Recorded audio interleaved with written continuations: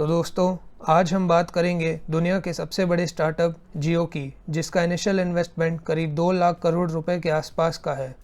जियो जब से देश में लॉन्च हुआ है, उसने टेलीकॉम सेक्टर में तबाही मचा के रखी है। वो अपने सभी कॉम्पिटिटर्स से आगे बढ़ चुका है और देश के सबसे बड़ी टेलीकॉम कंपनी के रूप में उभरा है। पर इतनी बड़ी तबाही लाने की तैयारी साल 2010 में ही शुरू हो गई थी, जब रिलायंस ने इन्फोटेल ब्रॉडबैंड में 95% स्टेक करीब 4,800 करोड़ रुपए देकर खरीद लिया था। इन्फोटेल ब्रॉडबैंड ने 2009 के स्पेक्ट्रम ऑक्शंस में देश के सभी 22 सर्कल का pan India broadband spectrum licence जीता था, जो अब रिलायंस का हो गया था।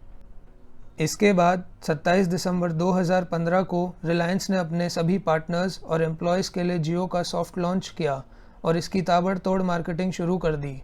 फिर 5 सितंबर 2016 को मुंबई में जियो का ग्रैंड लॉन्च किया गया, जिसमें देश के सबसे बड़े पॉलिटिशियंस और एक्टर्स और एक्ट्रेसेस को बुलाया गया और ऐलान किया गया कि 31 दिसंबर 2016 तक जियो की सभी सर्विसेज फ्री रहेंगी। साथ ही जियो ने देश के 3100 शहरों में जियो का आधार बेस्ड डिजिटल सिम एक्टिवेशन चालू किया और लोगों की सिम मिनटों में एक्टिवेट हो गई। देश में खुले सभी जियो स्टोर्स के बाहर जियो का सिम खरीदने के लिए लोगों की भारी लाइनें लगने लगी और देखते ही देखते 83 डेज में ही जियो ने 50 मिलियन सब्सक्राइबर्स पूरे कर लिए। ये मुकाम हासिल करने के लिए एयरटेल को 12 साल लग गए थे और वोडाफोन और आइडिया को 13 साल का समय लग गया था। इसके बाद जियो ने सिर्फ 170 दिन में 100 मिलियन कस्टमर्स अपने नेटवर्क से जोड़ दिए और पूरे दुनिया को चौंका दिया, जिसके पीछे की सबसे बड़ी वजह जियो की कॉम्पिटिटिव प्राइसिंग और एग्रेसिव मार्केटिंग रही।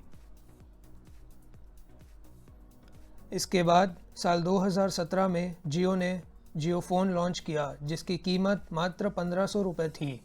ये देश का सबसे पहला 4G अनेबल्ड फीचर फ़ोन था और इसने 1 साल से भी कम समय में फीचर फ़ोन मार्केट के 21% पे अपना कब्जा कर लिया था। इसके बाद जियो ने हाउसिंग ब्रॉडबैंड कनेक्शन के मार्केट में कदम रखे और 5 सितंबर 2019 को जियो फाइबर का लॉन्च किया।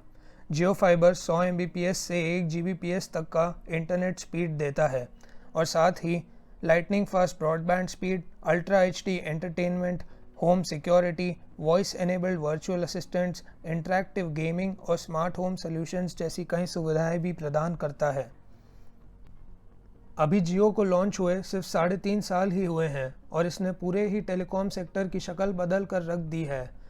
डेटा सब्सक्राइबर्स का नंबर डबल हो चुका है और इनका टोटल मार्केट शेयर 2016 के 32% से बढ़कर 2019 में 57% तक पहुंच गया है। 3G और 4G सर्विसेज यूज़ करने वाले कस्टमर्स का शेयर सिर्फ 3 साल में 14% से बढ़कर 52% तक पहुंच गया है। लोगों के फ़ोन के बिल्स सस्ते हो चुके हैं। उनका टेलीकॉम स्पेंड 120 रुपये से घटकर 74 रुपीज़ तक पहुंच गया है। मोबाइल ट्रैफिक में काफ़ी उछाल देखने को मिला है। वॉइस यूसेज पर कस्टमर डबल होकर 700 मिनट पर यूज़र पर मंथ तक पहुंच गया है और टोटल वॉइस ट्रैफिक 110% बढ़कर 2.4 ट्रिलियन मिनट्स तक पहुंच गया है। 31 मार्च 2020 तक जियो के देश भर में 38.75 करोड़ सब्सक्राइबर्स हो चुके थे और इसका टोटल मार्केट शेयर करीब 32.14% हो गया था, जो देश में किसी भी टेलीकॉम सेक्टर की कंपनियों में सबसे ज़्यादा है। इसके बाद जियो ने करीब 18 डिजिटल कंपनीज के साथ पार्टनरशिप करके जियो डिजिटल सर्विसेज लॉन्च किया, जिसमें जियो जॉइन, जियो चैट, जियो प्ले, जियो मैग्स जैसी सर्विसेज शामिल है और रिसेंटली जियो ने जूम जैसा ही ऑनलाइन कॉन्फ्रेंसिंग मीटिंग ऐप जियो मीट्स भी लॉन्च किया है। इसके बाद जनवरी 2020 में जियो ने ऑनलाइन ई-कॉमर्स प्लेटफॉर्म जियो मार्ट्स लॉन्च किया, जिससे आप अपने पास की किराना शॉप से ग्रोसरीज ऑर्डर कर सकते हैं।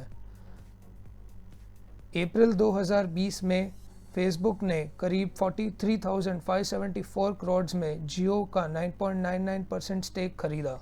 अब व्हाट्सएप और जियो मार्ट साथ में आ चुके हैं। आप व्हाट्सएप पे ही जियो मार्ट से ग्रोसरीज ऑर्डर कर सकते हैं।